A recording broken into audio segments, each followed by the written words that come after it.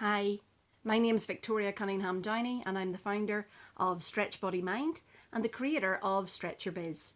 And I'm here with Foxy for week 3 of Money May, and this week it's all about tracking the money. So when I'm talking tracking, I'm talking both income and expenditure. And I'll be honest, it's only my income. I'm not including Chris's wages because I want to see how much I bring into the household. Having said that, I am tracking the joint bills. So, rent, utilities, taxes, so on and so forth. And it's actually pretty easy for me to do that because obviously we just moved house last month. So all of those numbers are very much front of mind. However, just be very careful because in the process of tracking, I've discovered that there were numbers that were not front of mind and they have become areas where I am losing money. For example, I have my mobile phone and it's an online, statement every month, which goes to an email address that I don't use very often.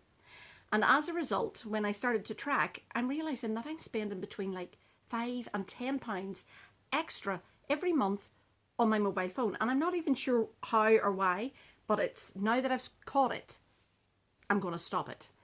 So I just would suggest that you do the same. Have a look at those bills. Go over your bank statements and just see where things lie. There's no judgment. It's just all about finding out where everything is, and just knowing where you're coming from makes things so much easier.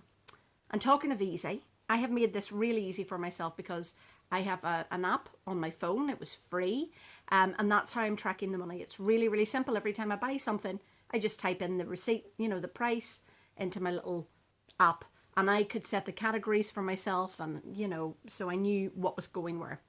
However, if you don't have a smartphone or you're not into apps, you could always use an Excel spreadsheet. Again, you might not be all that comfortable with that, in which case pen and paper works absolutely fine.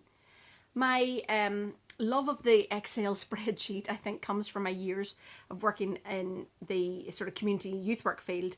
We always had budgets, and they were always like either project budgets or business budgets, and they related, everything was tied into the spreadsheet.